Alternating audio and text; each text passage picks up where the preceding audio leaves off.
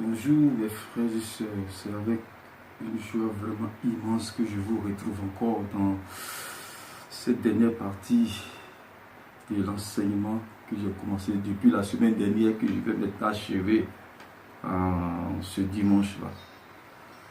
Donc véritablement, je ne peux que vous dire, soyez vraiment le bienvenu et que j'aimerais en toute sincérité que vous-même vous concentrez, que vous soyez vraiment attentifs à ce dernier enseignement qui est la fin de la vie de l'âme.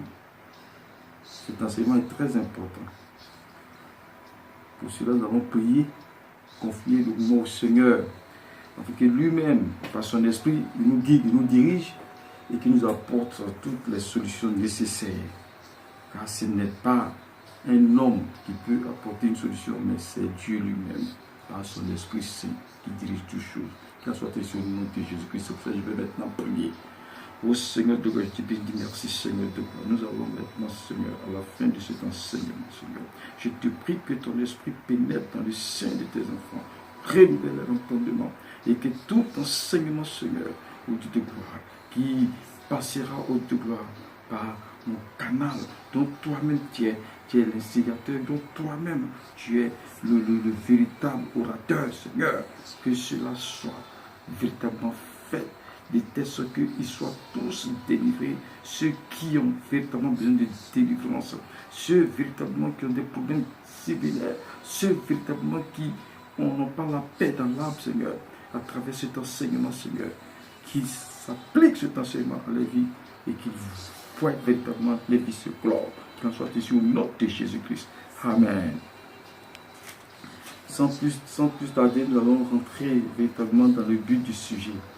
Comme je le disais tout à l'heure, j'ai été clair la semaine dernière, nous allons voir les 3 modules, même voir les 4 modules, pour que je parle simplement de l'alliance, des pactes, des autels, et puis les solutions. Mais généralement, comme je le disais toujours, les pactes et les alliances sont un peu similaires. C'est à peu près la même chose. Donc on ne va pas trop tergiverser là-dessus. On va aller rapidement pour vite finir. Mais le plus important ici, quand on va jouer aux solutions, il faudrait que chacun de vous soit attentif pour pouvoir vraiment retenir ce qui est nécessaire pour son avenir. Que dit son avenir? Pour la suite des temps. Qu'il en soit sur le nom de Jésus-Christ. Donc ici, nous commençons par l'alliance. Qu'est-ce qu'une alliance? Qu'est-ce qu'une alliance? C'est un pacte ou un contrat entre deux personnes ou entre deux groupes de personnes ou entre deux tribus, deux peuples. C'est important. Mais qui est scellé par un symbole. Le pacte est toujours scellé par un symbole. L'alliance est toujours scellée par un symbole. Pour que vous soyez unis, c'est par un symbole. Donc, les symboles qui sont là, il y a d'abord le sang, il y a d'abord l'animal, il y a aussi les habits, il y a aussi les arbres, il y a aussi des objets, etc. C'est très important. Mais nous savons que l'alliance la plus ancienne ici, c'est l'alliance du sang. Quand vous prenez Genèse 3 à partir du verset 21 et Hébreux 9 à partir du verset 22, quand vous lisez cela, vous comprendrez que depuis le jardin d'Éden, Dieu déjà avait commencé déjà à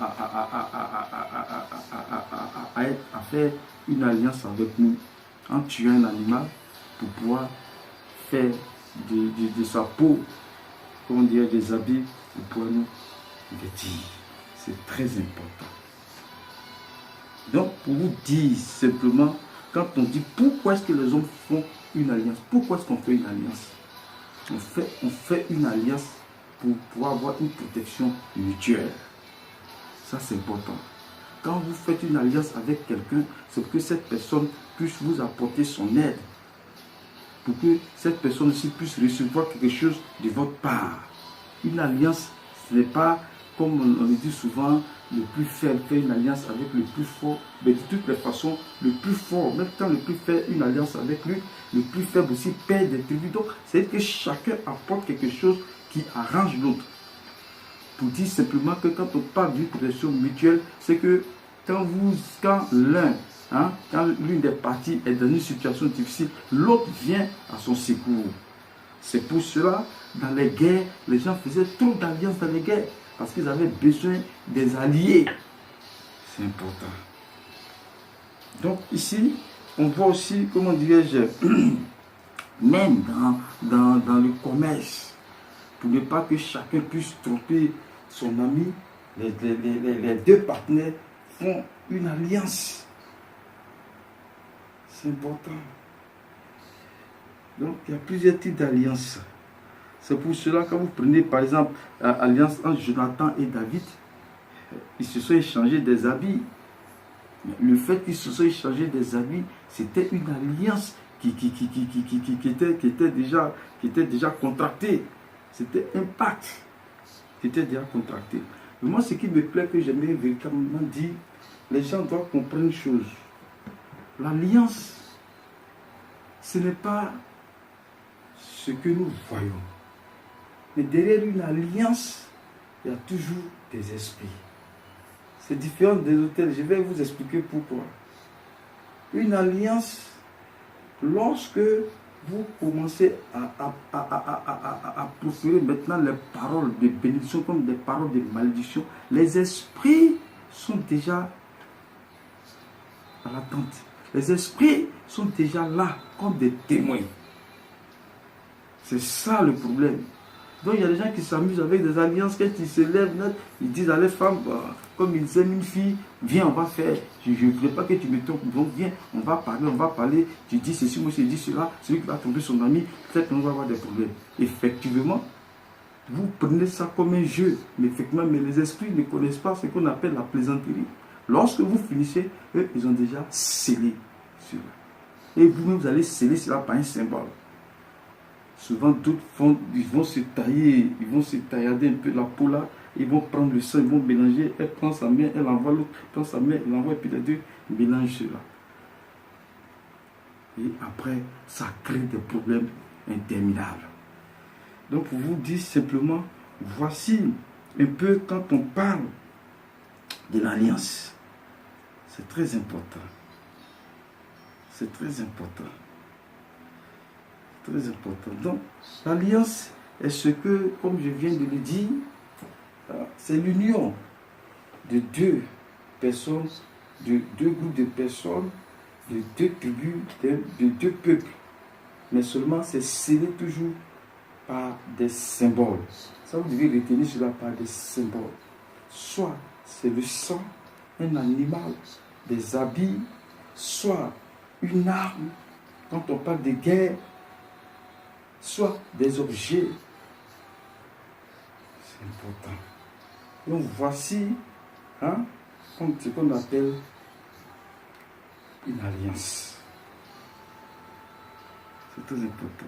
Mais quand on parle, je voulais tirer un peu un équivoque, c'est quand on parle aussi une alliance avec la sirène des eaux. Je vous dis aujourd'hui, comprenez très bien, c'est très important. La sirène des eaux est différente de l'esprit des eaux. Vous devez comprendre cela. Les gens confondent beaucoup ces deux esprits. Ils ne sont pas les mêmes. La sirène des eaux, quand tu regardes dans la classification des anges, dans le ciel, on a quoi? On a d'abord les séraphins. Après les séraphins, on a les chérubins. Après les chérubins, on a les archanges. Après les archanges, on a des anges. Mais c'est la même chose. Quand on parle d'esprit des eaux, c'est une entité. On va voir cela. Donc, la sirène des eaux n'est qu'un ange saint, n'est qu'un esprit méchant saint. Ce n'est pas une entité. Comprenez cela, parce que quand on parle de l'esprit des eaux peut contrôler tout un village. Et dans ce village, regardez, c'est des personnes qui sont là, toutes les générations. Alors qu'avec la sirène des eaux, elle vient, elle se couche avec toi, elle te donne de l'argent et, comment dirais-je, par conséquent, ce que tu lui donnes, c'est toi-même. Ça n'a rien à voir avec ta génération. C'est pour ça, une fois que c'est fini, c'est fini. Mais la sirène, mais l'esprit des eaux, lui, il est différent. C'est une entité. C'est pour ça que quand vous prenez Éphésiens 6, après le verset 12, vous allez lire un peu Éphésiens 6, après le verset 12, vous allez comprendre. Ce sont des dominations, ce sont des puissances. Ce sont des autorités, ce sont des trônes. C'est important. Donc, quand on parle de choses, comment dire, de la délivrance, de la sirène des eaux, nous allons voir cela. Nous allons voir cela. Seulement, je dirais seulement, comment dirais-je, une petite hypothèse pour vous faire comprendre que la sirène des eaux est très différente de l'esprit des eaux. L'esprit des eaux, lui, c'est une entité. C'est très important. Donc, voilà un peu pour vous brosser sur les alliances. Parce que je sais que parmi vous, tout le monde sait qu'est-ce qu'une alliance. Tout le monde sait qu'est-ce qu'un pacte. Tout le monde sait qu'est-ce qu'un autel. Seulement, je revenais là-dessus simplement pour pouvoir brosser. Et puis, dans la délivrance, comment faire la délivrance, nous allons voir les différents types d'étapes. C'est important. Donc, quand on parle de ces clauses, et évidemment, mais l'alliance même sur les autels, on va voir tout cela aussi, même sur les autels, on peut aussi faire des alliances. Il y a des personnes qui se lèvent, puisqu'ils sont du même village, quand ils prennent une décision, ils veulent que véritablement l'esprit qui dirige ce village soit véritablement le témoin de leur alliance. Donc ils tissent alliance aux yeux de cet esprit-là, qui devient le gardien même de leur alliance. Donc tout ceci, c'est ce que je voudrais qu'on éclaircisse. Donc maintenant nous allons voir un peu les autels. Pour les autels, tout le monde doit savoir qu'est-ce qu'un autel et ceci, tout cela. Mais je dis toujours, on peut faire toujours, comment dire, une répétition. On ne cesse jamais d'apprendre. C'est important, on ne cesse jamais d'apprendre. Dieu est souverain. Donc nous allons voir un peu les autels. Qu'est-ce qu'un autel? Un autel, j'ai toujours dit, un autel, c'est un lieu où un esprit et un être humain se rencontrent. Un autel, c'est un lieu où un être humain ou un esprit se rencontre. Parce que j'ai toujours dit, derrière un autel, il y a toujours un esprit. C'est cet esprit-là qui gouverne non seulement cet autel, mais tous ceux qui font partie de ce village, ou bien de ce territoire, ou bien de cette ville, des lieux bien donnés. Cet esprit qui est là-bas, si tout le monde adore, c'est un autel. Cet esprit même a des prêtres. Cet esprit a des serviteurs. Cet esprit a des sacrificateurs. Donc pour pouvoir rentrer en contact avec cet esprit-là, ce sont les prêtres de cet esprit-là qui vont vous dire les clauses, ce que cet esprit-là veut, tout ceci, tout cela. Donc un autel, c'est un lieu où un être humain et un esprit se rencontrent. Ça, sachez-le très bien, c'est très important. Un autel encore, c'est un lieu de sacrifice. Quand vous prenez Matthieu 5, à partir du verset 23, et comme je disais, Genèse 3, à partir du verset 14. C'est important. Quand Dieu donnait la sentence à Adam, à sa femme et au serpent, regardez ce que Dieu dit du serpent. Tu ne nous as que la poussière. Entre moi et vous, est-ce que le serpent, c'est la poussière que le serpent mange? Est-ce que c'est la boue que le serpent mange? C'est quelque chose caché. Mais Dieu voulait nous dire simplement que nous sommes poussière. Et le serpent ne se nourrira que de cette poussière. Ça veut dire des hommes ils ne le connaîtront pas. C'est important. C'est pour cela, quand vous voyez les hôtels, vous pensez que les hôtels sont là pour des bonnes choses. Mais non, les hôtels sont là simplement pour fournir de la nourriture au diable. Et cette nourriture, c'est qui? Ce sont des hommes.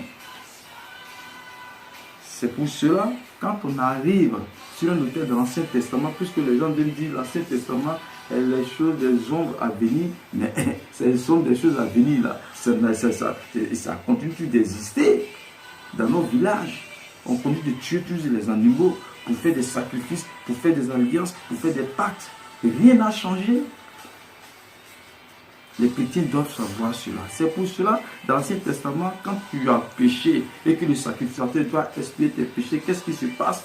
Le mouton que tu envoies, ou bien, comment dirais-je, l'animal que tu envoies, tu mets ta main sur l'animal et maintenant, le sacrificateur fait maintenant, comment dire, l'expiation de tes péchés en tuant l'animal, en versant son sang. Pourquoi? Parce que je l'ai dit auparavant que le sang de l'homme, que la vie de l'homme se trouve au moins dans son sang. Quand on prend Lévitique 17, avec le verset 11 et puis le verset 14. C'est très important. Donc c'est ce sang-là, c'est ce sang qui coule, c'est ce qui couvrait nos péchés, qui couvrait nos péchés. C'est pour cela que quand Christ est venu, Christ était aussi obligé que son sang soit versé pour que nos péchés soient effacés pour toujours.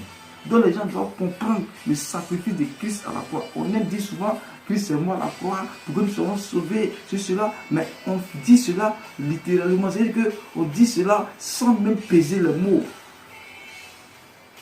C'est le sang du Christ qui a été vidé pour que nous ayons la vie. C'est très important. C'est très important. Donc, il faudrait que les gens sachent cela. Voilà. Il faudrait que les gens sachent cela. Quand on parle des sacrifices, les gens pensent que c'est un jeu. Ce n'est pas un jeu. Aujourd'hui, le diable, quand vous venez et que vous allez faire des sacrifices à un hôtel, mais écoutez, c'est vrai, c'est le sang de bouc que vous donnez, c'est le sang des vaches que vous donnez, c'est le sang des moutons que vous donnez, mais le sang que vous donnez là, c'est l'alliance entre vous et cet esprit-là pour dire que vous vous donnez à lui. Parce que le bouc que vous avez offert comme sacrifice, c'est comme si c'était vous et votre descendant que vous donnez à cet esprit-là. Parce que c'est une alliance de sang. C'est un sacrifice de sang. La manière dans l'Ancien Testament, Dieu prenait le sang de ces animaux-là pour couvrir nos péchés. De cette même manière, quand vous donnez ce sacrifice-là à cet esprit-là, donc vous lui donnez en même temps toute votre génération. C'est important. Vous devez comprendre cela, c'est important. C'est aussi un lieu de consécration.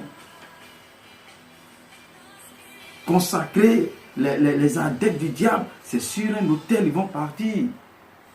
Quand on parle des comiats, quand on parle il y a trop de choses, mais c'est sur leur autel.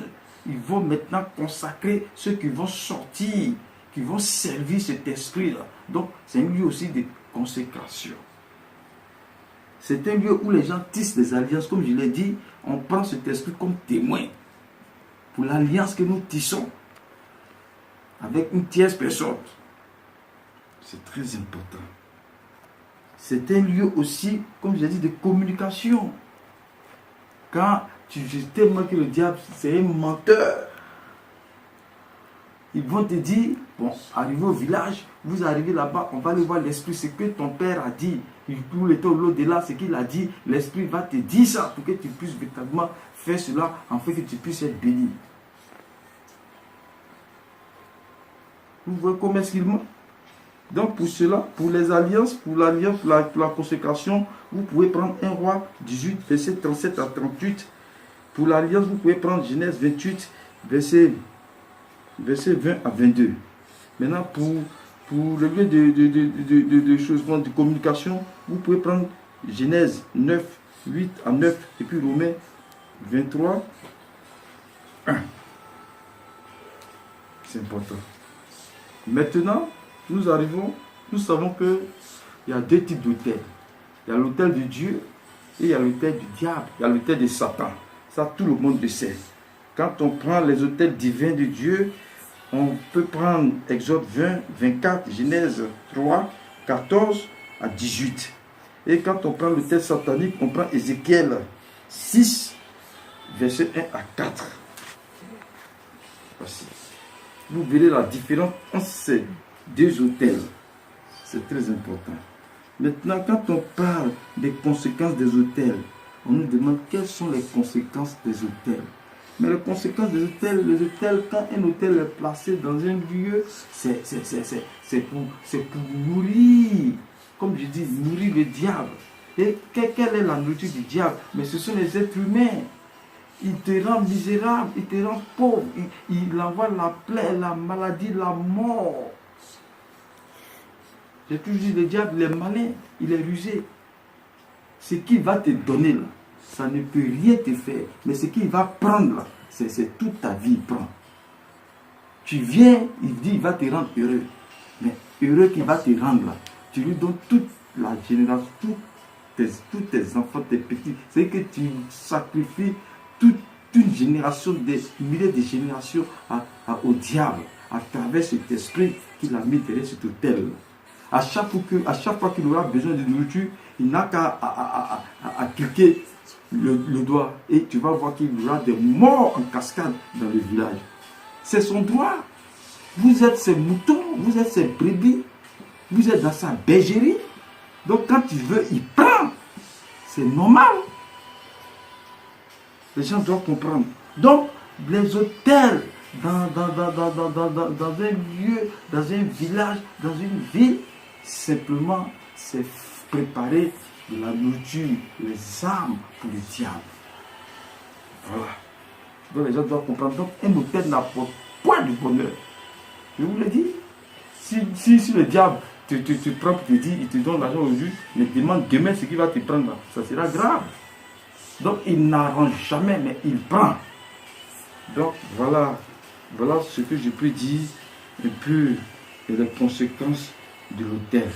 Donc, vous pouvez comprendre. Pour les solutions, nous allons voir les solutions maintenant. J'aimerais que vous soyez véritablement attentifs.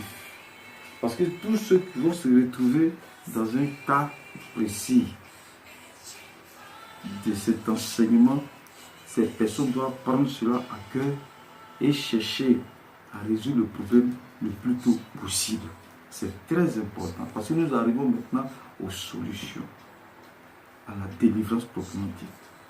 Mais pour cela, je voudrais élever un point d'équivoque sur des situations qui minent véritablement notre société africaine.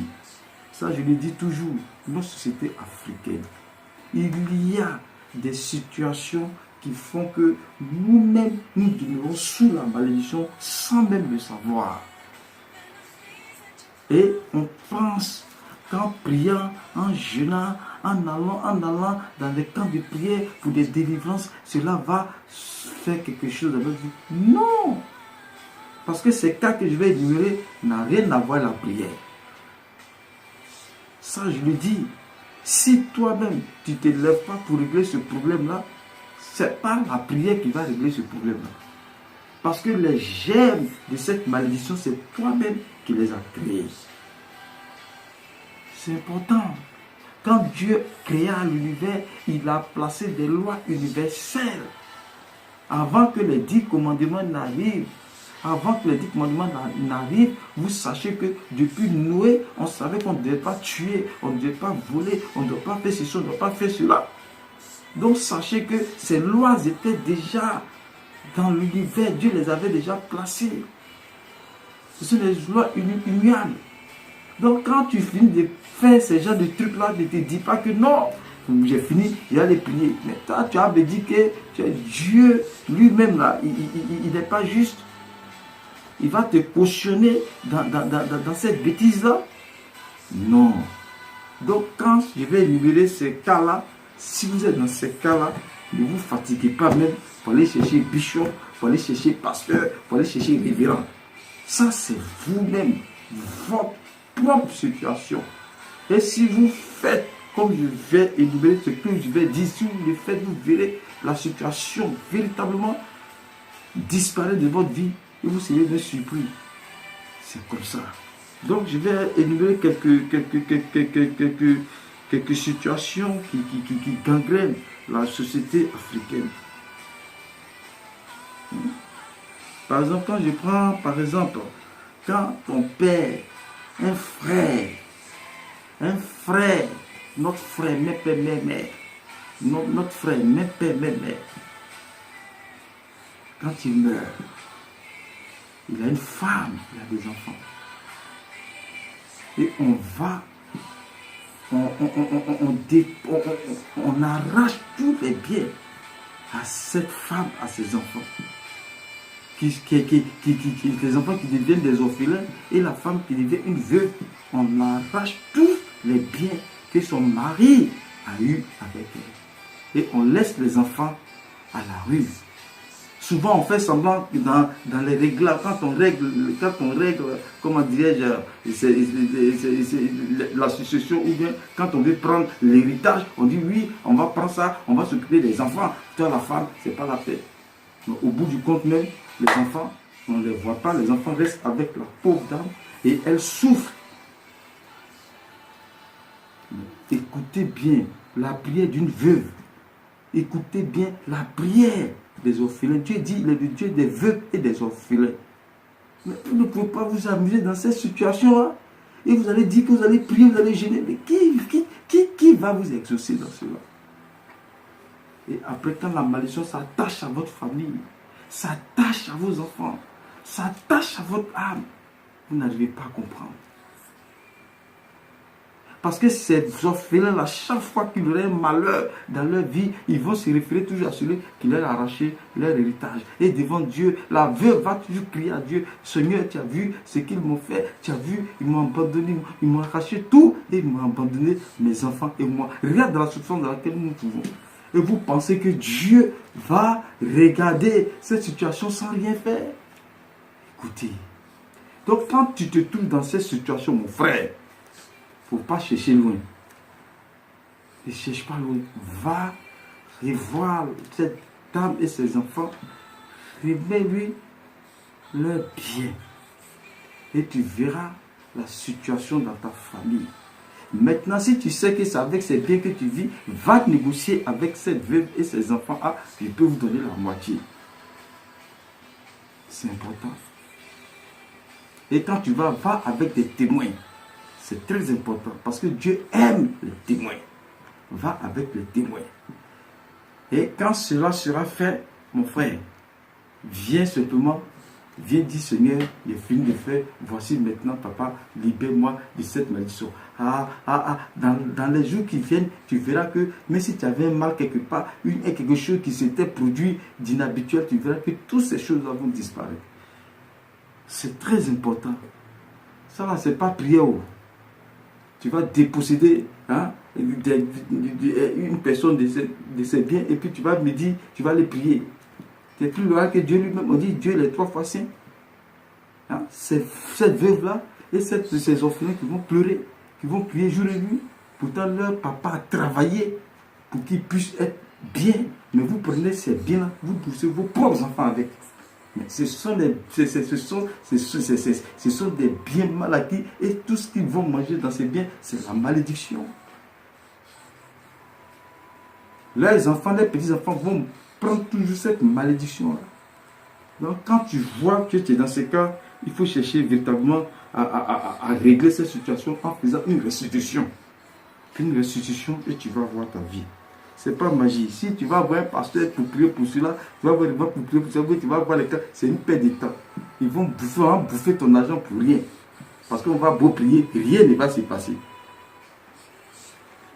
Et je viens aussi, le deuxième cas, il parle de terre. Les gens aiment prendre les terres des personnes illégalement. Parce que la personne n'est rien. Toi, tu es riche, tu es une autorité, donc tu vas prendre sa terre avec force. Vous oubliez que les terres riment avec les esprits. Les gars, j'oublie cela. Quand on va dire, les gens pensent que c'est ce jeu. Les terres riment avec les esprits. Et quand c'est comme ça, tu vas voir, c'est pour ça que quand les gens vont sur les terres mal acquises, quand ils mettent les pieds en sortant de cette forêt, ou bien en sortant de cette terre-là, ils prennent une maladie incurable. Et cette maladie va les emporter. Donc si tu es dans ce cas-là, tu as pris des terres d'une personne illégalement, il ne faut pas chercher prière, il ne faut pas chercher délivrance. Va faire restitution. Et si par malheur, tu as vendu la terre de cette personne-là, il faut lui donner, comment dirais-je, la même somme que cette terre pouvait coûter. Tu vas, tu comptes la somme et tu lui remets son argent avec des témoins pour que cette malédiction puisse se détacher de toi. C'est pas un jeu, c'est pas dire que ouais, je vais prier, Dieu va faire. Dieu va faire quoi? C'est dans l'injustice, tu veux que Dieu fasse quoi pour toi? Ceux qui vont venir te donner des monnaies de merveille, viens, on va prier, tout va se décanter. Qu'est-ce qui va se décanter? Rien ne se décantera.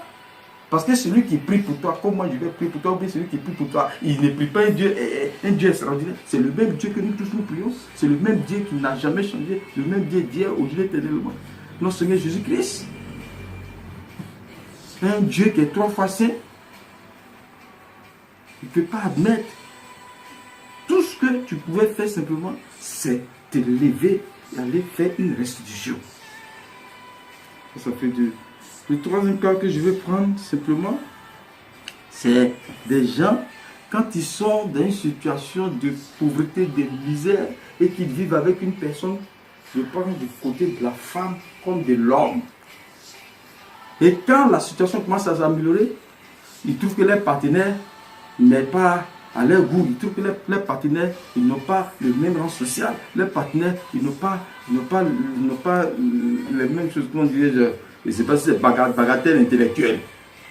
Mais quand tu souffrais, et qu'elle vendait son aloco, et qu'elle te nourrissait, tu ne disais pas ça. Vous voyez? Et quand c'est comme ça, là, il suffit que la femme, ou bien l'homme lui-même, commence à parler. Mais tout ce que le partenaire qui est victime de cet acte va dire, va agir. Et tu ne vas jamais te retrouver. Si tu es dans ce cas-là, lève-toi, va voir ton partenaire ou ta partenaire avec des personnes que lui-même il respecte. Tu vas te demander pardon. Si c'est pour faire une restitution aussi, si c'est pour lui donner de l'argent de quoi quelque chose pour pouvoir vraiment la mettre ou bien le mettre à l'aise, tu le fais. Parce qu'en le faisant, tu enlèves toute une malédiction sur ta famille, sur tes enfants. Parce que tu oublies là, ce que tu as fait là, on fera ça aussi à tes enfants, on fera ça aussi à tes filles ou à tes garçons plus tard. Mais tout se paye. Donc c'est important. Et le dernier point, généralement, les Africains, quand ils sont chefs dans une entreprise, on les nomme directeur ou DG, ils ont cette habitude-là, de licencier leurs frères injustement, abusivement, parce qu'ils ont l'argent. Mais moi, le conseil que je peux donner à tous ces chefs d'entreprise, quand vous licenciez quelqu'un, si la personne a volé, vous pouvez lui donner 2 possibilités. Soit tu prends tes droits, soit tu vas en prison. Il va choisir. Mais quand la personne sait qu'elle a été, comment dirais-je, licenciée abusivement et sans droit, mais mon frère, monsieur le directeur, c'est pas normal. Si tu étais dans ce même cas, allais-tu accepter? Soyons quand même humains. Et quand c'est comme ça, Dieu, tu les as licenciés, tu penses que c'est fini. Ce qui me plaît, dans le règne spirituel, rien n'est pressé. Tout se rattrape. Tout se rattrape. Et après, quand on te chasse de ton boulot, quand on te chasse de ton poste, tu deviens moins que rien, tu deviens un misérable. Mais tu auras oublié ce que tu avais fait auparavant. C'est pour cela, maintenant, quand tu es dans un en tant que chef de service, en tant que directeur, en tant que PDG, il faut poser des actes qui ne vont pas vraiment te piétiner plus tard. Donc, il faudrait que tu licencies les gens normalement comme il se doit et donner leurs droits s'il le faut. D'autres même, je vois d'autres patrons qui préfèrent aller payer le juge cher. Peut-être donner des millions au juge, au lieu de donner peut-être 500, 700, 800 000 francs comment dirais-je, à l'ouvrier qui l'a licencié. C'est quoi ça? Tu oublies, tu te dis fort, mais il y a un qui est plus fort que toi, c'est Dieu. Amen. Pour le dernier cas, comme je dis dans les diverses situations que nous vivons, nos sociétés africaines vivent, le dernier cas, c'est quand tu vis avec ta femme et que vous avez fait une alliance de tel genre, vaut mieux que tu t'attendes avec elle et que vous dites au pasteur, voilà ce qu'on a fait, et le pasteur brise, vous priez et vous brisez cette alliance-là. C'est encore mieux parce qu'on ne sait jamais ce qui peut arriver. Si vous êtes dans ce cas-là, je vous demande pardon. Allez-y, voilà, le pasteur, il va prier pour vous, pour briser cette alliance-là, c'est important. Maintenant, si la femme, elle se dit que, ouais, en faisant cela, tu vas l'abandonner, tout ça, vraiment, c'est une erreur fatale. Toi, tu es l'homme, tu lui as proposé. Si elle ne veut pas, c'est toi l'homme. Donc, tu dis à Dieu, voilà, j'ai proposé, elle ne veut pas. Mais moi, je ne veux plus, puisqu'elle est ma femme, je n'ai pas besoin de telle alliance pour pouvoir rester avec elle. Donc, tu vas voir le pasteur. Une fois que le pasteur prie, ça sera brisé. C'est très important. Maintenant, nous allons revenir à notre mouton, qui est maintenant, comment dire, la solution sur les alliances. La solution sur les alliances. Comment se délivrer d'une alliance? Comment se défaire d'une alliance? C'est très important. Le premier point, j'ai toujours dit, pour briser une alliance, il faut avoir un esprit plus fort avec toi par rapport aux esprits derrière cette alliance. C'est important. Comme Christ a dit, quand tu vas dans la maison d'un homme fort, il faut d'abord l'attacher avant de pouvoir voler cet homme fort-là. C'est important. Mais si tu n'as pas un esprit plus puissant que cet homme fort, tu n'as pas l'esprit plus puissant que cet esprit-là, mais c'est inutile. Parce que je le disais toujours, derrière une alliance, il y a toujours des esprits. Ce n'est même pas un esprit, derrière une alliance, il y a toujours des esprits. Je ne parle pas de tel au moins il y a un esprit, mais derrière une alliance, il y a toujours des esprits qui sont là pour faire appliquer les clauses de cette alliance-là. Donc, toi, tu dois avoir un esprit supérieur à ces esprits-là pour pouvoir véritablement détruire cette alliance-là. C'est important. C'est très important. C'est pourquoi la première des choses dans telle situation, il faut d'abord accepter Jésus-Christ de tout ton cœur, de toute ton âme, de tout ton esprit. C'est important. Quand je dis cela, ce n'est pas des mots littéraires comme les gens aiment faire croire aux gens. Non, il y a accepté Christ de tout mon cœur, de tout mon âme. Ce n'est pas ça que je dis. Je veux dire que Jésus-Christ, le Seigneur, doit être au quotidien dans ta vie. C'est que le Seigneur Christ, quand on te regarde, on voit Christ même à travers toi. C'est très important. Tu vis par lui, tu respires par lui. C'est très important parce que quand tu vas d'abord accepter Christ de tout ton cœur, de tout ton âme, de tout ton esprit, tu vas voir que cette alliance va commencer à faiblir. Cette alliance ne peut plus travailler comme elle travaillait avant parce que ton âme n'est plus capable de recevoir ou d'accepter toutes les influences de cette alliance sur ta vie. Parce que tu as Christ en toi. Tu as un esprit plus fort que ces esprits qui sont derrière cette alliance-là. C'est important. Quand tu vas finir d'accepter, tu vas changer ta mentalité, ta manière de voir Jésus-Christ, ta manière, oui, de le voir par rapport à ton âme. C'est important. C'est important. Avant d'aller voir le pasteur. Parce qu'il faudrait que toi-même, tu t'imprègnes Christ d'abord. Il faut que toi-même, tu respires Jésus-Christ. C'est important. Il est le seul qui peut briser cette alliance-là.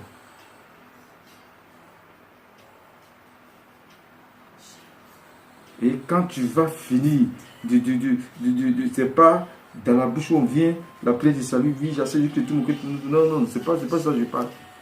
Je veux dire que toi-même, ton esprit doit être renouvelé par rapport à Jésus-Christ. Ton âme doit vivre par rapport à Jésus-Christ. Ton âme doit voir Christ comme son sauveur, comme son maître. Ton âme ne doit plus avoir peur d'une alliance quelconque parce que tu sais en toi-même que tu as celui qui domine tout esprit, notre Seigneur Jésus-Christ. Quand tu seras sûr de cela en toi, ça va se sentir. Quand tu vas dormir toi-même, la manière dont tu penses, la manière dont tu as accepté Christ, tu t'es accroché à de tout ton cœur, tout ton esprit. Quand tu vas dormir, tu vas voir que cette alliance-là a commencé à faiblir. Tu vas voir des choses en songe. Parce que ton âme ne peut plus accepter toutes ces influences de ces esprits-là sur ton âme. C'est fini ça. Parce que Jésus-Christ aurait pris la place. Et même quand ils vont voir ton âme, ils vont franchement s'en éloigner. C'est en cela, troisièmement, maintenant tu vas voir le pasteur pour la délivrance. Tu vas voir le pasteur pour la délivrance. Vous finissez de faire la délivrance. C'est important. Après avoir fini de faire la délivrance, c'est toujours d'une chose. La quatrième chose, il faut avoir le courage. Il faut avoir le courage de dire à cet esprit, entre moi et toi, c'est fini. C'est important. Quand j'appartiens à Jésus-Christ. Et quand je dis ça, c'est pas dans la bouche, c'est dans ta maison, tu dis, entre moi et toi, c'est fini. Tu as dit ça avec le passé, tu as dit tout. Maintenant, c'est toujours une chose. C'est toujours une chose. Tu sais la manière dont tu as contracté cet esprit-là. Peut-être tu es parti chez un marabout, tu es parti chez un féticheur, tu es parti chez un mystique, ou tu es parti voir, comment dirais-je, un gars qui pourrait te mettre en contact avec cet esprit-là. Tu retournes chez cette même personne-là pour lui dire, voilà, c'est moi-même, je suis venu te voir pour te dire, je voulais rentrer en relation avec cet esprit-là, pour être riche, pour être ceci, pour être cela. Mais moi-même encore, je viens te dire que, à partir d'aujourd'hui, là, je ne veux plus que j'appartienne à Jésus-Christ. C'est important. C'est important. Parce que quand on parle de la grâce, les gens confondent beaucoup l'effet de la grâce et comment la grâce se manifeste.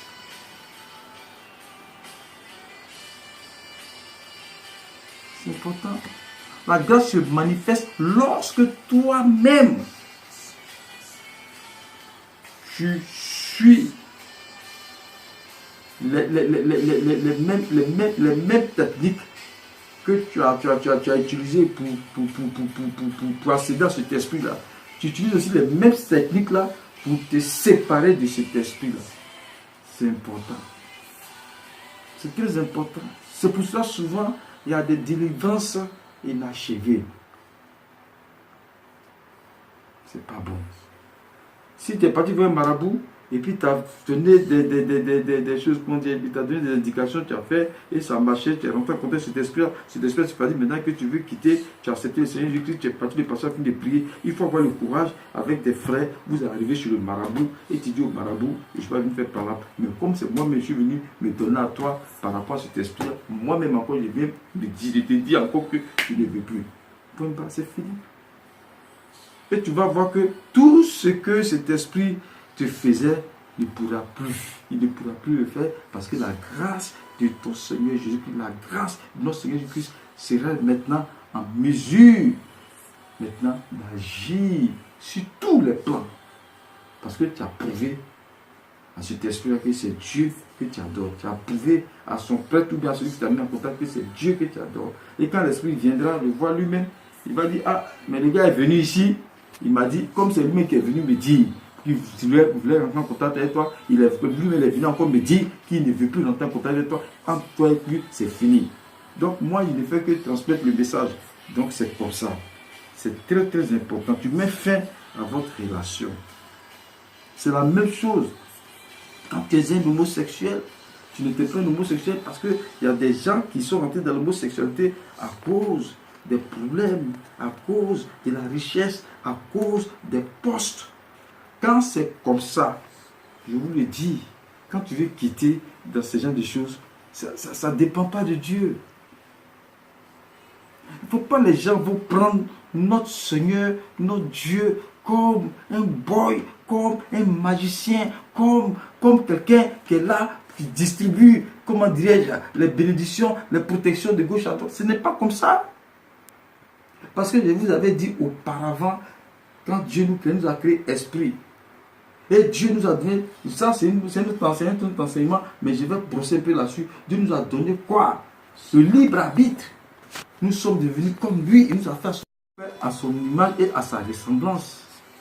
C'est pour ça que dans le jardin d'Éden, il nous a donné le droit de choisir. Donc si toi tu as choisi d'aller te mettre dans une situation comme ça, il faut aussi prendre le courage de renoncer. C'est quand tu vas chercher à renoncer, quand tu vas avoir le courage de renoncer pour dire non là, l'Esprit de Dieu viendra maintenant te soutenir. Parce que tu demandes maintenant son aide, il viendra te soutenir. Mais tant que tu ne prendras pas la résolution, tant que tu te plairas dans cette situation, l'Esprit de Dieu ne viendra jamais. C'est pour cela, il faudrait d'abord que tu changes de mentalité avec Christ. En changeant de mentalité avec Christ, par rapport à ton âme, tu verras que toi-même, ce que tu es en train de faire, ça va vraiment te mettre mal à l'aise. Et tu vas arrêter même de le faire. Mais s'il faut perdre ton boulot, perdre quoi que ce soit, mais pour que ton âme puisse être à l'aise, pour que tu puisses être heureux, pour que véritablement tu puisses être fier de toi, surtout être digne devant ta famille, tu vas abandonner ce genre de choses-là. C'est important. C'est le même cas comme une lesbienne. C'est la même chose. C'est la même chose. Si tu veux sortir, tout dépend de toi. Une fois que tu sors, mais mets d'abord Christ au devant. Fais confiance à Jésus-Christ. Il faut le placer au devant. C'est important. Refuser que ton âme meure pour quelque chose périssable. Refuse cela. Quand tu vas prendre conscience de ton âme, quand tu vas prendre conscience de ton âme, quand tu sauras que ton âme coûte cher, quand tu sauras que ton âme n'a pas de prix et que ce que tu es en train de faire est en train d'entacher ton âme de toutes sortes de malédictions. Même si tu distribuais ton argent à tous les pauvres, même si tu donnais ton argent à tous les misérables, même si tu faisais du bien à qui que ce soit, tu ne pourras jamais avoir le royaume des cieux. Parce qu'en faisant chaque fois ces actes-là, tu ne fais que terminer ton âme au devant du Seigneur, parce que c'est ce que le diable veut. Je vous ai toujours dit, ici même, quand je suis avec mes fidèles, je leur dis une chose. Le diable, c'est qu'il va là en enfer. Le diable, ce qui me prêche, lui, c'est qu'il va là en enfer. Lui, c'est qu'il va là en enfer. Il sait. Mais il a dit à Dieu, il n'ira pas seul. Sinon, l'enfer, quand vous lisez la Bible, l'enfer a été créé pour le diable, pour les esprits méchants. Ce n'est pas pour l'être humain. Mais comme il veut qu'on aille, il veut forcément traîner ce que Dieu a aimé par rapport à lui, il veut les entraîner. Donc, c'est sa stratégie. Donc, vous devez prendre conscience de votre âme simplement par rapport à la mort de Christ à la croix. Quelqu'un qui a donné sa vie, vous pensez que quand on donne quelqu'un de vie, sa vie, c'est une petite affaire. Vous avez vu l'Ancien Testament? Ce sont les moutons qu'on tuait. Et c'est le sang de ces moutons qui couvrait vos péchés. De nos jours aujourd'hui, quand les gens vont faire les sacrifices, ce sont les moutons, mais en prenant les moutons, ce que vous oubliez du symbole du sang, c'est-à-dire que c'est vous-même qui donnez toute votre descendance à cet esprit-là. Donc Jésus-Christ nous a donné son sang, versé son sang sur nos vies pour qu'on ait la vie. Donc tu ne peux pas vendre ton âme pour des choses qui sont périssables. Non, il tombe, mon enfant souffre, je vais faire cela pour qu'il puisse vivre. Mais ton enfant est toi, ton enfant, quand vous allez mourir, chacun ira devant le Seigneur. Tu ne peux pas vendre ton âme pour ton enfant parce que tu dis que ton enfant, donc tu vas vendre ton âme pour ta famille. C'est ça, ce sont des bêtises. Donc, toutes les personnes qui sont dans ces cas-là peuvent sortir si elles-mêmes, elles ont la volonté. Parce qu'il faut avoir la volonté. Il faut véritablement toi-même prendre la décision. Et puis maintenant, le Saint-Esprit te viendra en aide. C'est important. Nous avons fini c'est les cas divers. Là, nous allons rentrer maintenant. Oui, comme je le disais tout à l'heure, c'est très important. Nous allons rentrer maintenant dans toujours, on rentre toujours dans les alliances, comme je le disais tout à l'heure. Oui, c'est très très important. C'est très important. C'est pourquoi je disais, quand on parle surtout de la sirène des eaux aujourd'hui, tous nos enfants, nos frères, nos soeurs sont rentrés, oui, vraiment en relation avec la sirène des eaux à cause d'argent, à cause du matériel. Ceux qui ont déjà suivi la première partie de l'âme, vous devez comprendre que le matériel n'a pas de sens devant la vie de l'âme. Le matériel n'a pas vraiment, comment dire, une importance devant la vie de l'âme. C'est pour cela les sorciers qui sont misérables, qui sont pauvres, pour eux là, ils s'en foutent de l'argent. Ce qu'ils veulent là, c'est ton âme qui les intéresse. Donc vous devez véritablement prendre conscience pour que vous puissiez sortir de là. C'est important. C'est très important. Nous allons voir pour les hôtels. Donc pour les alliances, c'est tellement simple. Hein. Pour les alliances, on prend totalement, comment dire, on prend une décision, comme je l'ai dit, on accepte le Seigneur Jésus-Christ, tout son esprit. On revient encore véritablement pour changer de mentalité, pour dire simplement que notre Seigneur Jésus-Christ, avec qui je vis, maintenant au-dessus de tout. Amen. Comme je le disais, pour pouvoir dominer une alliance, faites un changement de mentalité. Renouvelez votre esprit par rapport à votre âme en regardant Christ à la croix. C'est important. Ce n'est pas aller faire délivrance, ce n'est pas ça le problème. Mais votre âme là, quand l'esprit regarde là, qu'est-ce qu'il voit dans votre âme? C'est ça. Donc quand vous revenez, quand vous renouvelez votre esprit, quand vous renouvelez votre pensée, quand vous renouvelez votre âme, quand l'esprit vient, il ne voit plus les mêmes choses parce que vous avez pris une décision ferme de vous attacher à Jésus-Christ. C'est important. Donc voilà pour les alliances. Maintenant, on va voir maintenant pour les hôtels. Pour les hôtels, c'est un peu complexe. Comme je le disais autrefois, pour les hôtels, c'est un peu complexe. C'est vraiment pas facile. Mais quand tu veux une chose, tu vas forcément y arriver. Parce que Dieu dit, il est fidèle, rien ne lui est impossible. Donc pour les hôtels, d'abord, comme je l'ai dit, un hôtel ne se paie pas. Un hôtel ne se paie jamais.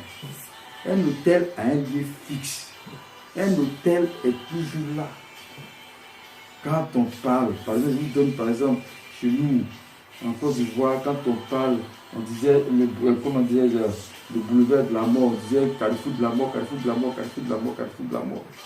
Mais après, quand tous les chrétiens se sont réunis, sont allés prier pour baptiser ce coin-là, Carrefour de la vie, et il y a moins de morts aujourd'hui. Donc, un hôtel ne se perd pas, pourtant il y a des goudrons, tout. C'est un carrefour en vent. Donc, un hôtel ne se perd jamais. Donc, pour cela, la première des choses, pour faire une délivrance vraiment efficace contre un esprit qui maintenait votre vie, qui était un hôtel, un esprit à qui vos parents, vos aïeux, tout cela ont voué adoration et vous ont consacré, oui, à cet esprit-là, sur cet hôtel-là. La première des choses d'abord, il faut d'abord faire des recherches, il faut aller pour localiser cet hôtel-là, pour savoir où se trouve cet hôtel-là, pour savoir quel est l'endroit précis où cet hôtel-là se trouve, comment les gens font, toutes ces choses-là, vous devez vous renseigner. C'est pour ça qu'on prend Néhémie 2, versets 11 à 15. On prend Néhémie 2, versets 11 à 15. Néhémie 2, versets 11 à 15. Lisez normalement Néhémie 2, versets 11 à 15. C'est important. Il faut d'abord localiser l'hôtel. Et maintenant, allez aussi dans la discrétion. Pour aller dans ce genre de trucs-là, on ne prend pas la trompette pour chanter. Oui, non. Il faut être discret. Souvent même, tu peux aller sur le thé, finir le travail rapidement, tu rentres Tu Abigail, tu rentres dans ton lieu. Comment dire, tu reviens à la maison. Tu n'as pas besoin de partir t'empêter sur cela, tout ça. C'est un travail précis, concis. C'est un travail vraiment qu'on fait dans la discrétion. C'est très important. C'est pour cela, je ne suis pas trop d'accord avec mes collègues pasteurs. Quand on sait qu'on fait cul d'âme d'un enfant de Dieu et il te parle déjà d'un hôtel, il faudrait que tu prennes tes dispositions. Ne dis pas que oui, comme c'est un hôtel, on va faire la délivrance. Vous faites quelle délivrance? On fait quelle délivrance à l'église? On dit l'hôtel est là-bas, toi tu fais délivrance ici, on fait délivrance à l'église, tu tiens de délivrer qui? On dit cet hôtel-là possède, comment dire, tous les biens de cette famille-là, de cette famille-là, jusqu'à la 10e génération. Lorsque on fait cul d'âme d'un fidèle et qui fait ressortir affaire d'hôtel dedans, on doit savoir qu'on doit aller sur les lieux. C'est important. Parce que je vous dis aujourd'hui, tous ceux qui sont donnés un hôtel aujourd'hui, qui n'ont pas pu se déplacer pour aller renoncer, pour aller faire un travail vraiment compétent sur cet hôtel-là, malgré la délivrance, il reste toujours le même. Regardez vous-même. Est-ce que vous avez changé? Vous n'avez pas changé.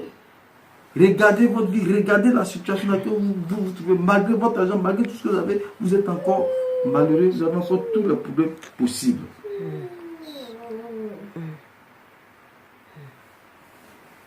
C'est important. C'est très important. Donc, il faut d'abord aller localiser cet hôtel-là. Comme je le disais tout à l'heure, j'ai dit, regardez la vie de toutes ces personnes-là. C'est important. Un hôtel, comme je l'ai dit, un hôtel, c'est une entité. C'est une entité qui couvre un village, qui couvre une ville, qui couvre une commune. Mais cet hôtel-là, il ne bouge pas, il est là. Il est dans le même endroit, il ne change pas, il est là. Et il tient des milliers de générations entre ses mains. Et cet hôtel-là, vous allez vous laisser à distance, vous allez briser, vous allez faire cela. C'est important. C'est très important parce que quand même, je vais donner un exemple pour que vous puissiez comprendre. Est-ce que Dieu avait besoin de venir poser un acte pour nous racheter entre les mains du diable? Est-ce qu'il avait besoin de poser un acte? Il pouvait laisser chez lui là-bas et puis dire, bon, quand le diable, comme tu es ma créature, après de Dieu, je te frappe, je t'arrache tous ces êtres que tu as pris, qui sont mes enfants. Non! Il est venu poser un acte à la croix. Mais pourquoi vous les chrétiens, vous refusez d'aller poser un acte sur l'autel? Pourtant, vos parents, pour vous sacrifier à cet autel, sont allés poser un acte. C'est important. C'est important. C'est pour ça que je parle de l'autel. Affaire d'autel, c'est quelque chose. Parce que l'autel même est vraiment quelque chose qui détruit, qui anéantit la vie des enfants de Dieu, même la vie des serviteurs de Dieu. Je le dis.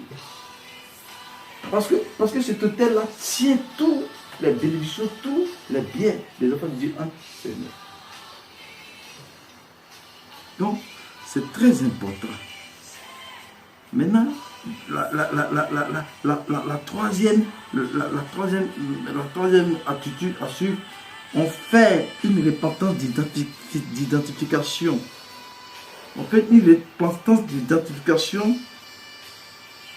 en se mettant en place en se mettant, à la place des anciens et prier. Comme ça, on peut prendre Daniel 9, de verset 1 à 9. On peut prendre Daniel 9, de verset 1 à 9. Mais il y a une chose aussi qui se fait très mal. Ça, il faut que je le dise. Et puis c'est ce qu'on voit tout le temps. C'est pour cela aussi, on n'est jamais délivré. Comment est-ce que toi, tu as dit que tes parents t'ont sacrifié, ton grand-père en a eu adoré et ceci, cela. Et on va maintenant sur l'autel pour aller faire ta délivrance.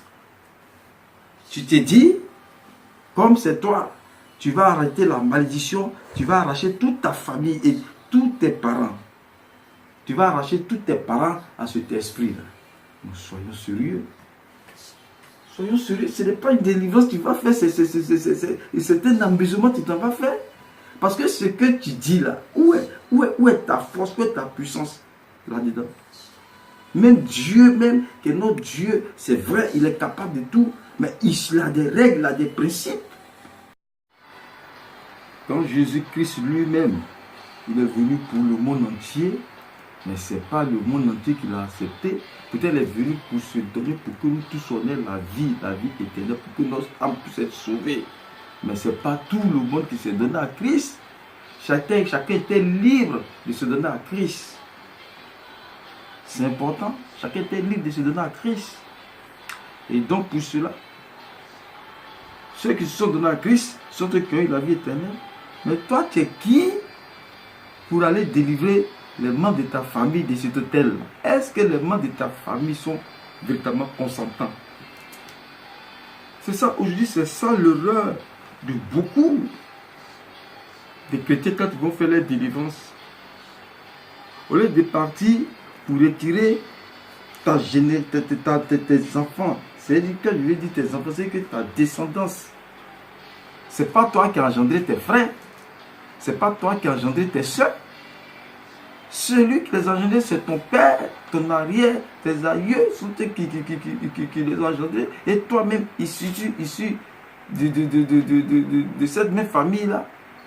Donc tu te lèves comme ça, arrivé sur l'autel, au lieu de chercher à commencer à délivrer toute ta génération issue de toi, tu vas commencer à prendre, lui, ma famille, les membres de ma famille, tu les cites. Mais l'esprit qui est derrière, c'est déjà que vous avez commencé sur une fausse base. Non seulement tu ne seras pas délivré, ta famille ne sera pas délivrée, mais au contraire, tu vas encore empirer ta situation. Les gens doivent comprendre cela. Dieu, notre Dieu, il a des principes. Lui-même qui est Dieu, là, quand il est venu sur la terre ici, il n'avait pas obligé quelqu'un à venir à lui. Il a proposé la vie éternelle. Tous ceux qui voulaient la vie sont venus. Ceux qui ne voulaient pas la vie sont partis. Parce qu'on est libre. C'est pour ça que j'ai dit, il nous a fait à son image et à sa ressemblance. Les chrétiens doivent comprendre cela. À chaque fois qu'ils se lèvent, il fallait faire la délivrance ou bien aller ôter la malédiction de l'autel sur leur vie. Arriver là, et je ne sais pas comment est-ce que le pasteur aussi, comment est-ce que lui aussi voit les choses. Et il adhère. Mais vous allez sur une fausse piste. Est-ce que c'est les frères, les soeurs là, je reprends encore, est-ce qu'ils sont consentants? Tu finis ça à la fin de l'année, ce sont les mêmes frères, les mêmes soeurs qui vont encore faire des sacrifices à cet esprit-là. Non, soyons sérieux. Soyons sérieux. Même pour briser un autel, je vais vous dire aussi un secret que les gens ignorent. Ce n'est pas n'importe qui se lève pour aller détruire un autel. Quand vous regardez dans la Bible, vous verrez que ce sont des rois que Dieu lui-même il a choisis. Les prophètes sont là, les sacrificateurs sont là, mais aucun d'eux ne pouvait aller détruire un haut lieu. Parce que ce n'est pas dans leur juridiction. Quand on dit que tu es le maître, comment dirais-je, d'une terre, c'est toi qui as cette possibilité. Quand on dit que tu es roi, tu es le roi d'un village, tu as cette possibilité parce que tu as ce droit de disposer du village comme tu le désires. C'est important. Donc n'importe qui ne se lève pas pour aller détruire un hôtel. Tu vas détruire un hôtel en qualité de quoi? Tu peux aller ôter ta descendance, aller ôter tout ce que cet hôtel-là, comment arracher tout ce que cet hôtel-là retenait de ta descendance. C'est pour cela, quand on arrive À cet autel, tu dis ton nom. Comme on parle des choses, comment dire, fais une repentance d'identification. Et se mettre à la place des anciens et prier. Comme Daniel 9, 1 à 9. C'est important. Vous allez faire l'identification, oui, mes parents péché, oui, c'est vrai, c'est cela, tout ça. Mais toi, tu dis ton nom. Moi, à partir d'aujourd'hui, je ne suis plus dans ta bergerie. Toi, esprit de temps. C'est important. J'enlève, moi, ma descendance. À partir d'aujourd'hui, tu n'as aucune influence sur nous parce qu'on appartient d'une avant à Jésus-Christ de Nazareth. Ça, c'est toi. Et ces descendants, c'est toi qui as choisi cela parce que ce qui sort de toi là, tu peux commander, tu peux dominer, tu peux faire tout ce que tu veux parce que tous tes enfants qui sortiront de toi, tu as une autorité spirituelle sur ces enfants. Donc, soyons sérieux. Donc, on ne va pas sur un hôtel avec, je ne sais pas si c'est la plaisanterie, je ne sais pas si c'est un jeu. Vous allez, oui, tous les membres de ma famille, c'est juste cela. Demande ta famille là, ils t'ont dit qu'ils veulent sortir de cet hôtel là. Ils t'ont dit que ouais, ils acceptent Jésus-Christ. Ils t'ont dit qu'ils sont d'accord avec Jésus-Christ. Donc, cet esprit qui est derrière cet hôtel aussi connaît les principes de Dieu. Donc, quand vous allez sur cette fausse base là, c'est déjà, vous avez déjà faussé même la donne. Et c'est difficile que toi-même qui t'as fait ta délivrance, tu sois délivré. Regardez bien. Pour aller briser un hôtel dans un village, il faut que tu demandes l'autorisation du chef du village. Ou bien il faut que toi-même tu sois chef du village pour dire cet hôtel-là, je n'en veux plus. C'est pour cela, les rois qui régnaient sur Israël avaient cette possibilité-là de détruire tous les hauts lieux. Donc soyons sérieux, quand on veut faire une délivrance, allons dans le droit chemin et dans la légalité. Parce que le diable, malgré qu'il connaît la légalité, il règne dans l'illégalité. Mais il utilise l'égalité de Dieu pour pouvoir faire du mal aux enfants de Dieu. Donc c'est très très important. Vous devez comprendre cela. Afin que vous alliez sur un hôtel, pensez à vous, à votre descendance. C'est important. Quand vous finissez cela, vous allez voir votre vie s'éclore. Vous-même, vous allez m'appeler pour dire, Pasteur Sako, vraiment, ce que tu as dit là, c'est la vérité. Tous ceux qui sont partis dans ce sens-là, qui ont fait cette délivrance de cette manière-là, pour dire, on va à l'hôtel, on va délivrer notre famille, et nous-mêmes, on va détruire l'hôtel. Vous n'avez rien détruit, rien ne sera détruit. L'hôtel va toujours subsister, parce que vous n'avez pas ce pouvoir-là. Vous n'avez pas cette qualité-là. Vous n'êtes pas chef du village. Vous n'êtes pas celui-là même, le garant du village. Parce que pour être chef du village, c'est tout le village qui te donne sa voix. Comme un président de la République, il est voté. Donc, lorsqu'il devient président de la République, toute la République est sous ses pieds. C'est comme ça. Le village n'est pas sous tes pieds, tu vas dire, tu t'en vas. Soyons même sérieux. C'est pour cela, quand vous partez, quand vous finissez, vous quittez là-bas avec des maladies. Vous quittez là-bas avec des attaques. Vous quittez là-bas avec des malédictions. Parce que vous n'êtes pas parti sur la bonne base. Donc c'est très très important. Ne vous amusez plus jamais quand vous allez sur l'hôtel. Vous dites, je vais délivrer tous les membres de ma famille. C'est du mensonge, c'est du n'importe quoi, c'est même pas la vérité. L'esprit même va te demander, tes frères là, tu les connais où? Tu sais ce qu'il vient me donner chaque fois? Tu sais comment est-ce qu'il m'adore pour dire que tu viens les délivrer? Comme je l'ai dit, Jésus-Christ lui-même n'a pas fait l'humilité devant tout le monde. Chacun a pris sa voix. Ceux qui ont accepté Christ ont été sauvés. Il leur a donné la force, la puissance de devenir enfants de Dieu. Ceux qui ne l'ont pas accepté sont restés ici. Donc chacun est libre. Donc si tu vas sur l'autel avec ton pasteur, n'allez pas mélanger les choses. va ôter tout ce que cet esprit a pris sur ta vie, sur tes enfants, arrière-petits-enfants. Tu arrêtes cette malédiction à ton niveau et tu sors. Peut-être que quand tes frères, tes soeurs, ta famille, les membres de ta famille vont te voir en train d'évoluer, vont te voir en train de t'épanouir, ils vont te demander, ah, mais mon frère, tu as fait comment? Tu vas leur expliquer. Après avoir fini de leur expliquer, ceux qui voudront véritablement sortir de là, iront. C'est comme ça ça se passe. Donc, soyons véritablement clairs dans ces genres de circonstances-là. Comme je l'ai dit, tous ceux qui sont partis faire ce genre de trucs-là, regardez, il n'y a rien. Tu n'as pas d'autorité sur un village. C'est toi qui dis, tu t'en vas déloger l'esprit qui dirige ce village-là. Soyons sérieux, mon frère.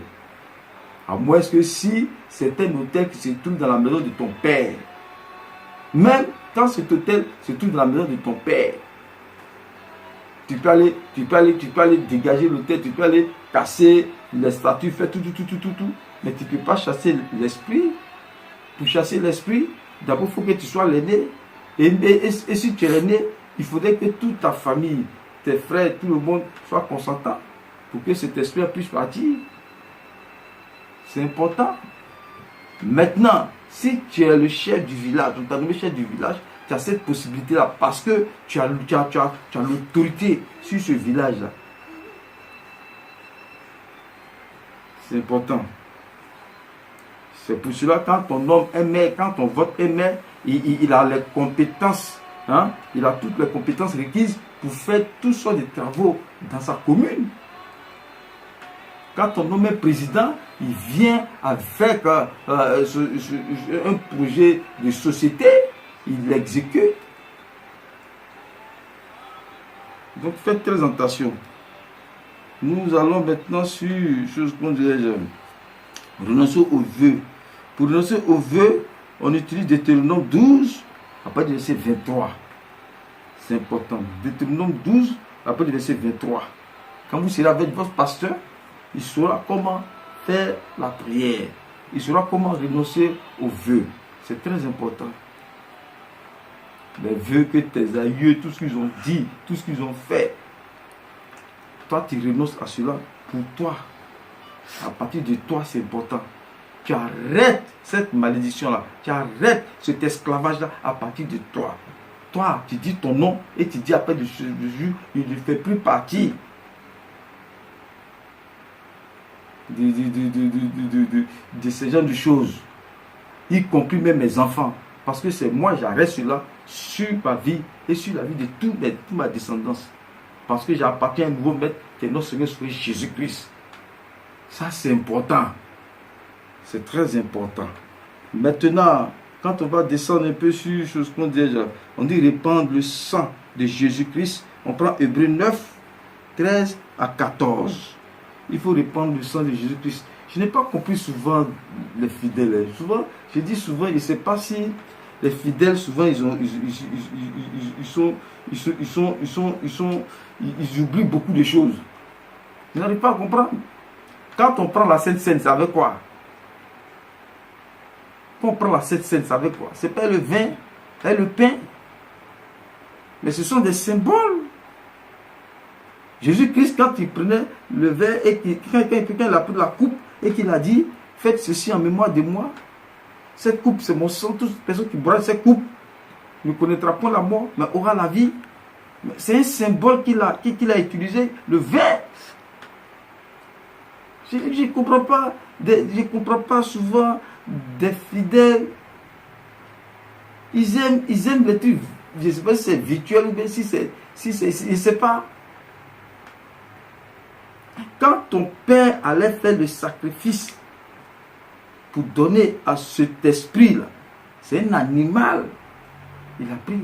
C'est le sang d'un animal, il a pris. On a utilisé le sang de l'agneau pour annuler cette alliance que nos aïeux, nos parents ont tissée avec cet esprit. C'est très important parce qu'on m'a dit, le sang de l'homme, la vie de l'homme se trouve dans son sang. Donc en utilisant le sang de l'agneau sur cet autel-là, c'est comme un témoignage pour dire à cet esprit-là, c'est fini. Celui qui nous a rachetés là, c'est notre Seigneur Jésus-Christ, c'est son sang que nous déversons maintenant sur cet autel-là. C'est très important. Donc, pour le sang de l'agneau, comme d'habitude, on prend le vin qui symbolise le sang de Jésus-Christ lui-même. C'est le vin qu'il a utilisé comme symbole pour son sang. C'est important.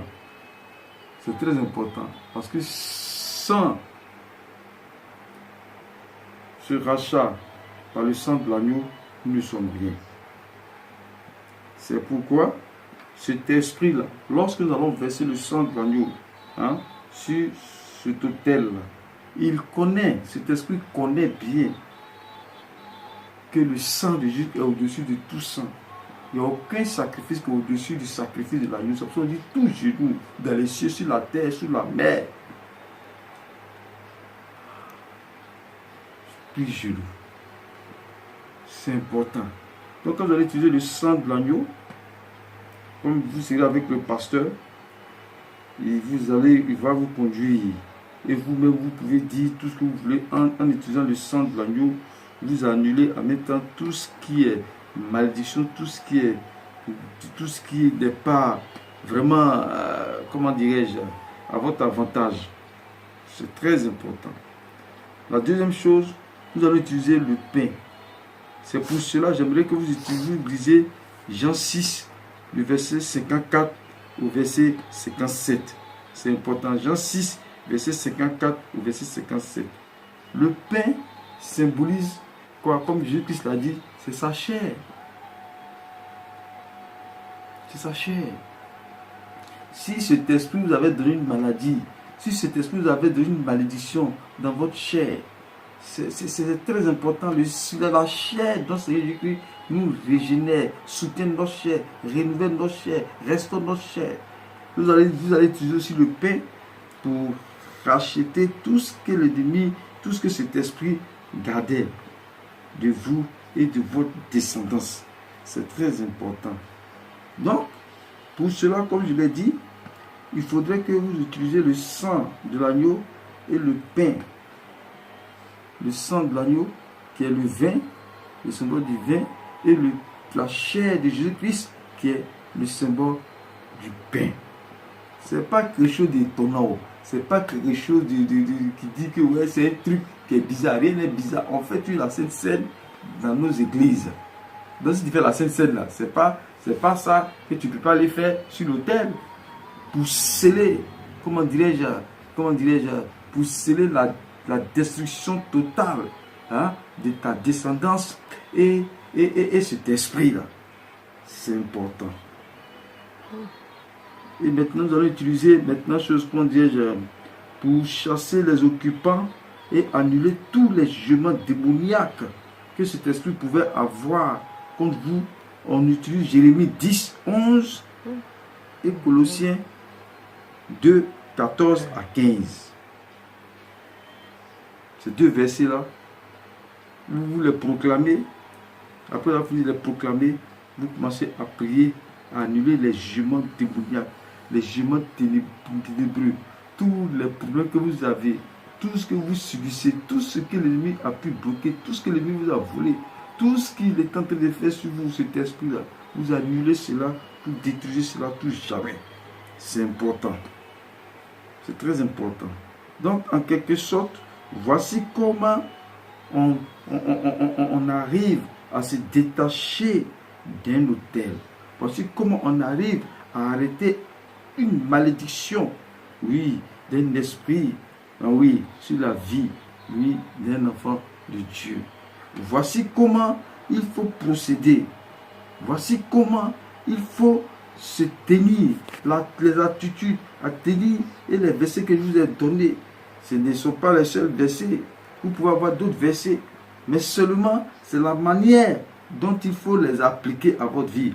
Donc tous ces versets que je vous ai donnés sont des versets véritablement pour définitivement finir avec, comment dirais-je, cette malédiction de cet autel-là sur votre vie. C'est très important. Quand je dis le sang de l'agneau, c'est important. Je reviens encore sur le sang de Jésus-Christ, c'est important. C'est le sang de l'agneau qui scelle, qui a scellé notre alliance. C'est important. Quand vous allez prendre le vin, l'esprit qui est derrière sait que c'est le sang de Jésus-Christ. Ce sont des symboles, ils le savent. Vous ne cherchez pas à comprendre, ne cherchez pas à réfléchir. Vous obéissez seulement à la parole de Dieu, point barre.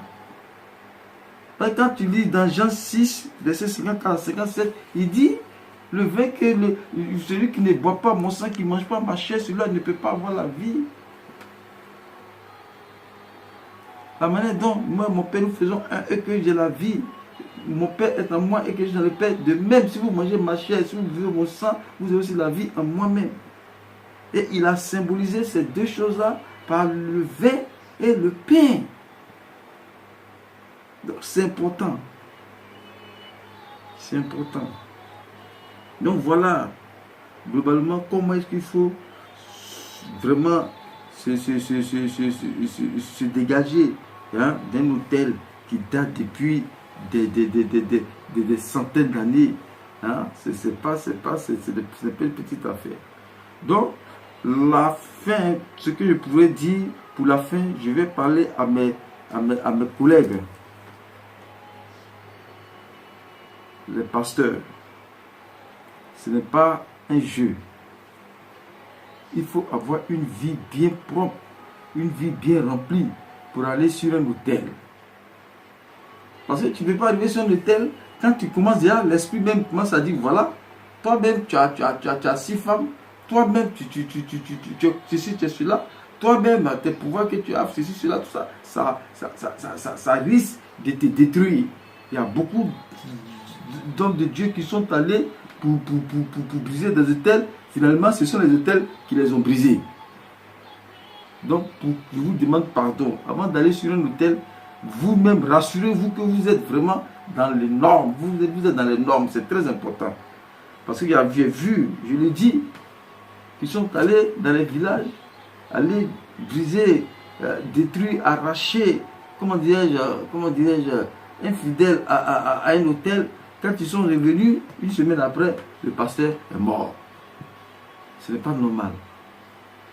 Donc pour cela, il faudrait que vous-même, vous rassurez que vraiment vous êtes dans les normes. Parce que ce n'est pas un jour, vous allez faire là-bas, vous allez arracher toute une génération, toute une famille à cet esprit-là. Donc il ne va pas vous regarder pour rire. Donc s'il y a une petite faille dans votre vie, il risque de vous frapper. Et je vais citer quelques failles qui ne sont pas vraiment bien, qu'il faut éviter. Il faut éviter d'abord, comment dirais-je, l'impudicité, l'adultère. C'est important. Éviter l'adultère. C'est très important. Et n'avoir que Jésus-Christ comme puissance par son Esprit Saint. C'est important. C'est important. Donc, voilà, c'est très important. Et apprendre à être quand même honnête dans l'église. À pratiquer la justice dans l'église. C'est important. Donc, toutes ces choses-là sont très, très importantes pour l'homme de Dieu. Surtout quand tu vis vraiment dans l'adultère. Vraiment, mon frère, c'est même pas la peine d'aller sur un hôtel. C'est même pas la peine même d'aller sur un hôtel. Parce que les fidèles ont besoin véritablement de cette délivrance-là. Nous, les Africains, c'est ça notre problème. Nos parents, nos aïeux nous ont vraiment sacrifiés à ces esprits-là. Vous voyez? Donc, les hommes de Dieu, vraiment, il faudrait que véritablement vous vous leviez aussi pour que véritablement vous arrachiez à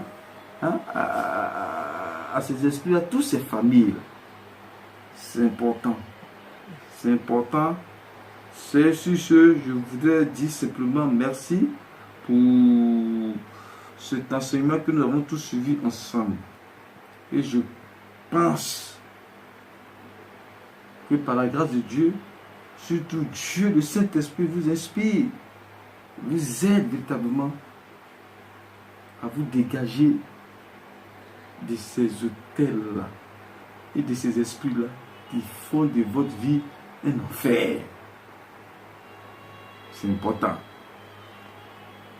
C'est important. Et j'avais mon numéro, comment dirais-je, au début de la première partie là. Hein, je vais répéter mon numéro, c'est le 09 26 14 35. 09 26 14 35 et le 43 16 56 45. Alors, si vous ne comprenez pas quelque chose, vous pouvez m'appeler, je vais vous expliquer. C'est important. C'est important. Donc que Dieu vous bénisse et que le Seigneur vous aide véritablement. Parce que là, ce n'est plus le ressort d'un être humain, mais c'est Dieu. Mais en regardant votre volonté, je pense que le Saint-Esprit sera à l'œuvre dans votre vie pour que vous puissiez vous épanouir, vous puissiez véritablement vous détacher de ces esprits-là qui vous rendent malheureux. Que Dieu vous bénisse, que sa paix soit avec vous. Donc je vais prier pour la fin. Ô Seigneur de gloire, Père, je te bénis, te rends toute la gloire. Tu ne fais rien pour rien, Seigneur. Si tu as permis que je donne cet enseignement au corps de Christ, à mes frères, mes soeurs, à mes semblants, c'est qu'il y a quelque chose de grand pour eux. C'est pourquoi je te prie, Majesté Dieu, le Saint-Esprit, je te prie, dans le nom puissant Seigneur Jésus-Christ, je te prie, ô Majesté Dieu, le Saint-Esprit, tout enfant de Dieu qui voudra véritablement se dégager de ces hôtels, après avoir écouté, ô Dieu de gloire, Papa, ces enseignements, je te prie, ô Majesté Dieu, le Saint-Esprit, de l'aider, de lui donner toutes sortes d'informations, afin que véritablement sa vie puisse véritablement éclore. Afin qu'on ne dise pas, oui, toi tu es en Christ, tu es ci, tu es cela, mais c'est toi qui as tous eu ces mêmes problèmes-là. Ces femmes qui n'arrivent pas à enfanter, ces femmes qui n'arrivent pas à se marier, tout ce que ces hôtels-là font, vraiment, c'est méchant. Que la grâce, la paix de notre Seigneur qui demeure sur vous, qu'il en soit ainsi au nom de Jésus-Christ. Amen.